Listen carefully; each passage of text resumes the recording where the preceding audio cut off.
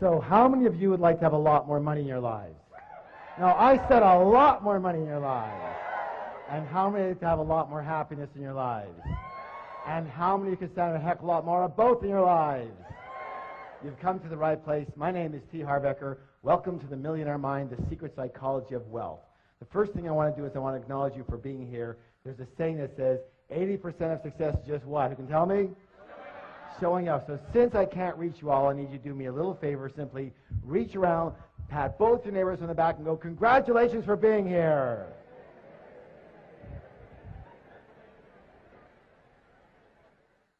It takes a lot of courage to really have a look at your life sometimes and admit what's going on. And most of us, well, we're not the best admitters, are we? Kind of reminds you of this story about this lion who's walking along the path of the jungle. And he comes across a monkey. And he goes, hey, monkey, who's the king of the jungle? And the monkey goes, you are, sir, you are. He goes, that's right, and don't you ever forget it. He keeps walking along the path, and he comes across a snake. And he goes, hey, snake, who's the king of the jungle? The snake goes, you are, sir, you are. He goes, that's right, and don't you ever forget it. He's walking along the path, comes across a great big elephant. He goes, hey, elephant, who's the king of the jungle?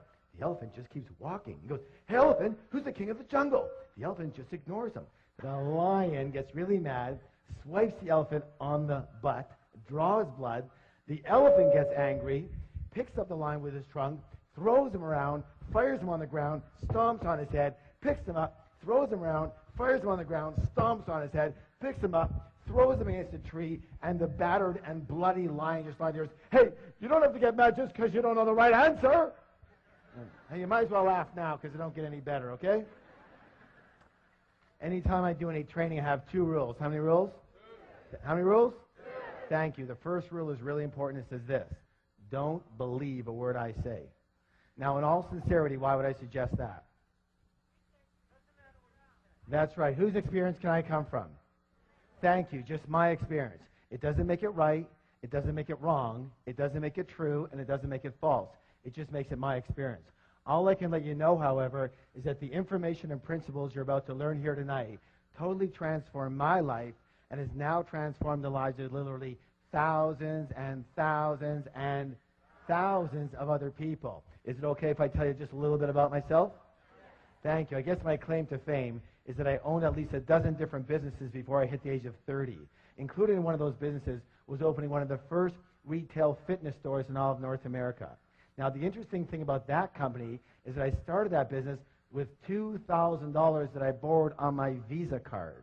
And from there, I was able to open 10 company-owned locations in only 2.5 years, and then sold half my company shares to a Fortune 500 company for $1.6 million. How many wouldn't mind starting with a $2,000 credit card loan and having $1.5 million in your pocket a couple years after that? Excellent. After that, I kind of semi-retired. I moved down to San Diego, and I began doing some consulting, some one-on-one consulting.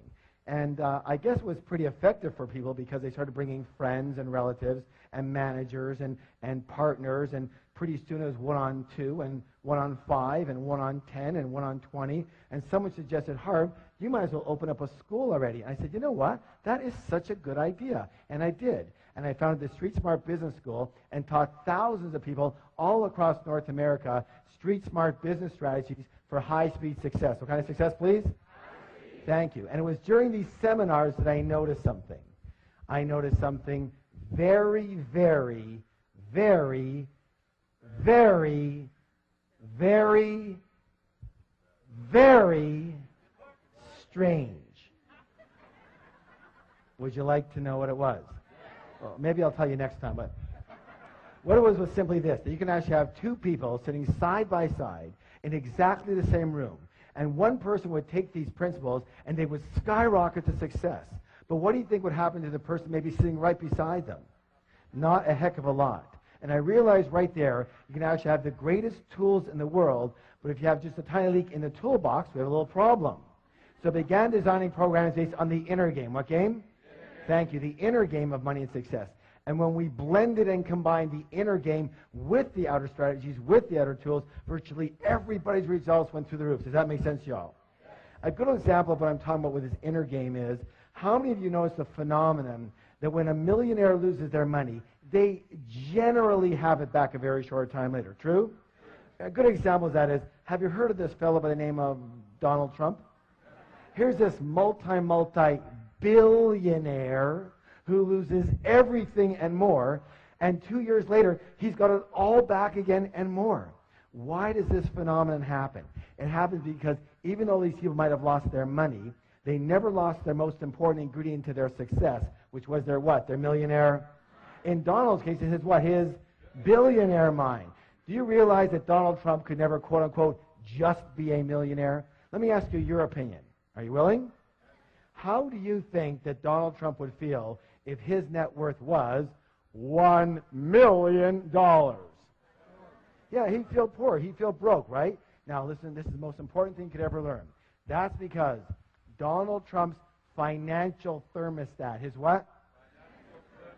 Is set for, everybody pick your finger up right here. Fingers up. Make a B with me.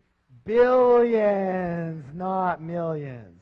Most people's financial thermostat is set for, fingers up, thousands, not millions. Some people's financial thermostat is set for, fingers up, hundreds, not even thousands. And some people's financial thermostat is set for, thumbs up, below zero. They're freezing and they don't know why. Which brings us to the psychology of wealth. It's very important to realize that we live in a world of duality. A world of what? Thank you. Help me out here. In and out. Give me some examples. Black and white, hot and cold, back and forth, left and right, up and down. Excellent. Excellent. Let's take right and left. Is it possible to have a left side without a right side? Left of what? You see, they're a comparison. So just as there are outer laws to money, therefore there must be what? Excellent. You know, the fact is that most people do not reach their full potential. Most people are not successful. 80% of individuals will never become financially free in the way they would like to be financially free. And 80% of individuals will never claim to be truly, truly happy. And there's a reason. Would you like to know the reason? The reason is very simple. That most people are a little on the unconscious side. They live only on a very superficial level of life, only based in the visible world, only based in what they can see. Now, a good example I'm talking about here is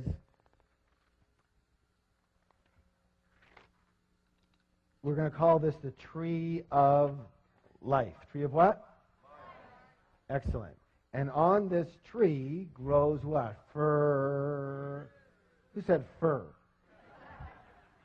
Fruits. What's the word? Fruits. So we take a look at the fruits of our life, which are our results, right? And we don't like them.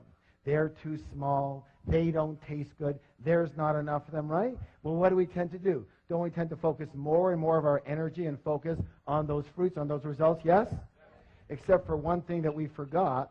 What is it that created those particular fruits? It's what? It's those roots that create those fruits. It's what's under the ground that creates what's above the ground. It's what's invisible that creates what's visible. True or true? Is that sometimes or all the time? Let me ask you a question. Is this the way it is in nature or not? Are you a part of nature? Then it may be the case that it might be the same with us, yes? All right, very good. So, the most important thing that I think people need to realize that they just don't seem to get taught anywhere is that we don't live in